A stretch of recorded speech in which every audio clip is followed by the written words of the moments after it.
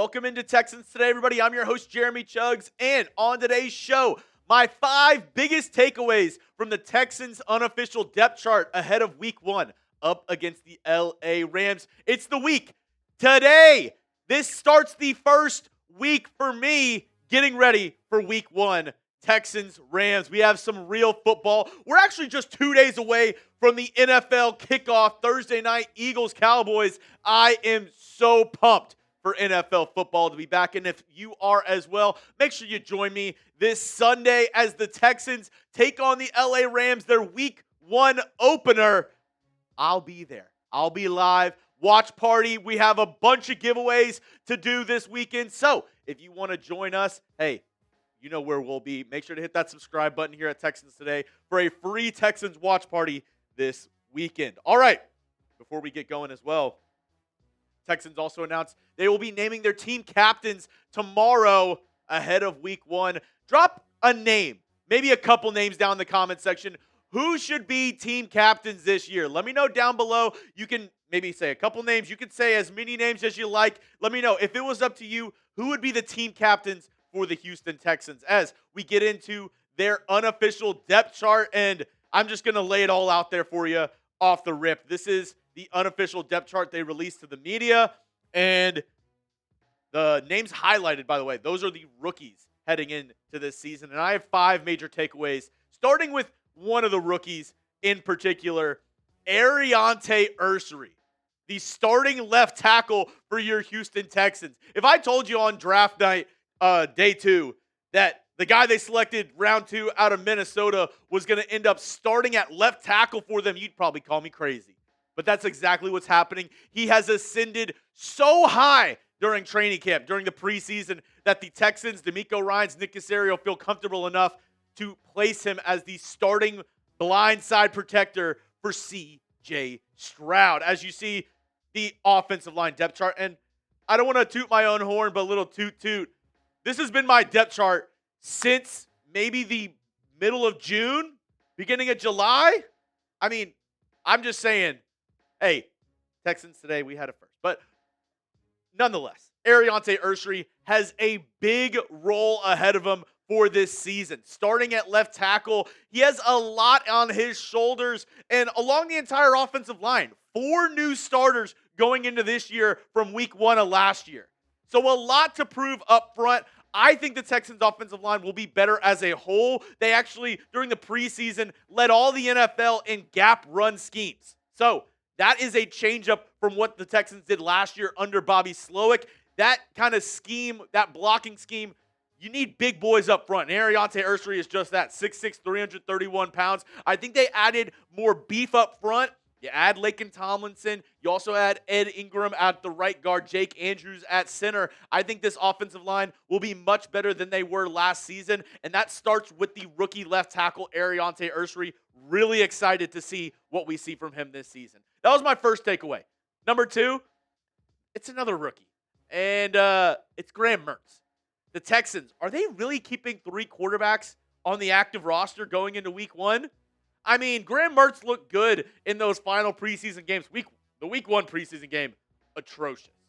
Past that, better. He looked better, but enough to where he deserves a roster spot, an active roster spot for Week 1?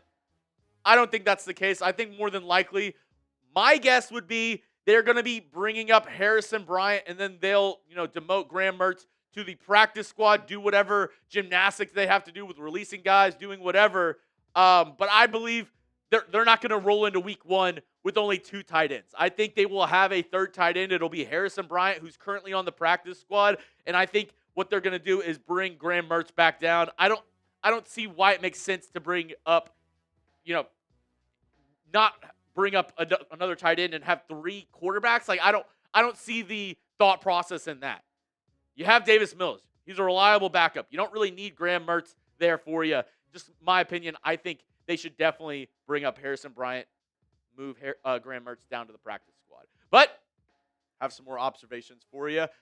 Like I said, football is freaking back. And you should get started with our friends over at Prize Picks today. This episode is brought to you by Prize Picks. You and I make decisions every day. But on Prize Picks, being right can get you paid. Don't miss any of the excitement this season on PrizePicks, where it's good to be right. Just don't tell my wife, because apparently I'm not right too often at the house. But PrizePicks, I can be right all the time, and it's super simple. PrizePicks, all you got to do, just pick more or less on 2 to 6 player stat projections. If you get your picks right, you could cash in and win up to 2,000 times your money. Say it with me now. Money, money, money, money. Money. And if you're like, Jeremy, I'm so lost, I don't know what to do. Well, here's my lineup for this weekend. CJ Stroud, 11.5 rush yards. Give me more on that projection. I think CJ Stroud is going to use his legs a lot more this year. Matthew Stafford, we've been talking about all the injury stuff. 0.5 interceptions. I'm going more on that projection as well. I think this Texans defense is going to get after it. And then Nick Chubb, 43.5 rush yards with the Joe Mixon injury. He is going to be the lead back. Actually, talk about him here in just a moment, but I'm also going the more on his stat projection. You can use this lineup, or go ahead, download the PrizePicks app and make your own lineup for this weekend. Go ahead, download the PrizePicks app and use the code CLNS to get $50 in lineups after you play your first $5 lineup. That's code CLNS to get $50 in lineups after you play your first $5 lineup. Get started today with our friends over at PrizePicks. Run your game. Love it. Excited for this week. And I know you will be too, especially if you got your PrizePicks lineups good and ready to go. All right, next depth chart takeaway. Talking about the running backs. We talked about Nick Chubb. He's in my PrizePicks lineup. Is that a smart decision, though? Because I look at the depth chart, and Dameon Pierce is the running back 2 for this team. They had Daria Gumbawale as the running back 3, Woody Marks as the running back 4, and British Brooks as the running back 5. But I think they use British Brooks more as a fullback, tight end, special teams guy. And I do wonder, with Nick Chubb being the RB1, we know his injury history, though.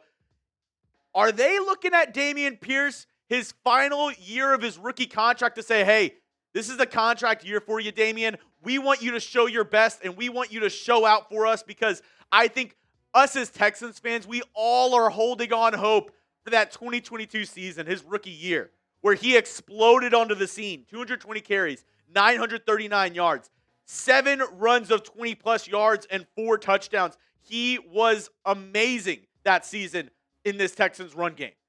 And we want to see that again. And I wonder if it's going to be him, maybe the rookie Woody Marks. They also love Daria Gumbawale. So I'm going to turn it over to y'all folks at home. Who do you think will have the biggest impact in 2025 in this running back room for the Houston Texans? If you think it's Dameon Pierce, give me a DP in the comment section. If you think it's Woody Marks, the rookie out of USC, give me a WM. And if you think it's Daria Gumbawale, give me a DO. I think it's a tough one. I want to go WM, though. I'm excited for the rookie out of USC. A lot of pass catching ability out of the backfield. Give me a WM for me. But let me know your thoughts down below in the comments section. All right, my 3 takeaways so far. Number 4, let's swip. So I was going to say switch over or swap over. I think I mixed them up. Let's go over to the defensive side, though. Linebacker, Jake Hansen. The linebacker 3 for this Texans squad. We were talking about it being just a shock that he made the Texans roster to begin with. And then they go ahead and on the unofficial depth chart, put him as the 3rd linebacker behind Azeez Al-Shaiir, Henry Toto. They're your starters. Then it was Jake Hansen, Christian Harris, and EJ Speed and Jamal Hill were the 3rd stringers on this depth chart. And you're probably thinking, Jeremy, you're reading too much into it. But as a guy who was, like I said, a lot of people were shocked that he even made the 53-man roster.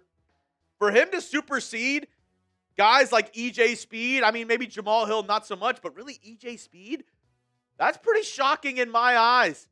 They really like what they've seen out of Jake Hansen. And DeMeco Ryans, head coach, you know, he's a former linebacker, so he can evaluate these guys. If he's saying Jake Hansen is the 3rd best linebacker on this team, I'm going to believe him. But that leads me to believe, what is the role for EJ Speed?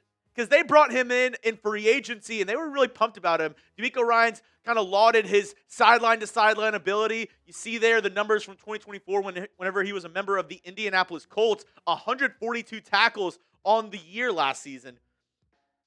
I almost wonder as we get further into the season and the Texans, once they have guys coming back from IR, like a DeMeco Autry, like maybe a Joe Mixon, we never know whenever he's going to come back, what they end up doing with EJ Speed. And if it comes down to, the trade, trade deadline, somewhere around there, if the Texans are looking to make moves with their roster, I wonder if they end up trading EJ Speed at some point this season to a team that really desperately needs a linebacker. Because throughout the NFL, one team is going to have injuries at the linebacker position. They're going to need that role. And I wonder if the Texans swoop in and maybe get a late round pick for EJ Speed once they try to bring guys back from IR. And lastly, the thing that I noticed on this Texans depth chart is I think the safety room's on Ozempic because it is thin, my friends. It is very thin. Only, 3 guys in the safety room? It's a tough one. And that's not including Jalen Petrie as your 4th safety. Just pure safety room, CJ Gardner-Johnson, Kalen Bullock, MJ Stewart. Kind of a sausage party if you ask me. But it's just those 3 guys back there. My producer, he's cracking up on that one. Only 3 guys, though. You do have Jalen Reed, the rookie out of Penn State, designated to return. And you do also have Miles Bryant on the practice squad that you can bring up. But do we feel comfortable, especially with CJ Gardner-Johnson coming back from injury? He's expected to play week 1 up against the Rams, but he's returning from a knee injury. Those things are very delicate. So I wonder if they do any more moves before that week 1 matchup to add more depth to the secondary room. We talked about a move of adding another tight end with Harrison Bryant, maybe bringing Graham Mertz down. I wonder if they make another move, maybe Jamal Hill, somebody on like one of these positions, maybe Tommy Togai, bring him down and bring up another safety, because going into week 1 with only 3 guys back there is a dangerous game. So maybe they look at Miles Bryant. Maybe they look at another safety option in free agency. I mean, Justin Simmons, I think that's totally out of the realm of possibility. You had Jalen Mills. You ended up cutting him for 53-man roster cutdown day, but we've seen the Texans continue to bring back guys who they ended up cutting. So that's an option right there. Jordan Whitehead, Mike Edwards, John Johnson III, which I believe John Johnson III is suspended for the beginning of the season, so he's probably not an option to start off with. But this Texans safety room is very, very thin. So one more time, my depth chart takeaways going into week 1. Big reliance on the rookie, Ariante Ursery. Texans probably not keeping 3 quarterbacks at the running back position. Will Dameon Pierce split the runs with Nick Chubb, or will it be somebody else on the roster? Maybe Woody Marks or Dare Agumbawale. Jake Hansen, the 3rd linebacker on the team behind Azeez Al-Shaiir, Henry To'oTo'o. What does that mean for EJ Speed? And then the safety room is very, very thin. What are the Texans going to do to kind of remedy that going into week 1 up against the LA Rams? That's all I have for you in this video. If you made it to the end of the video, you're an absolute real one. You can follow me on Twitter at Jeremy Chugs, and make sure you're subscribed. Week 1 watch party. We have some great giveaways for week 1. Gonna have a great time. So make sure you don't miss out and hit that subscribe button, 100% free, and join the #1 Texans channel here on YouTube.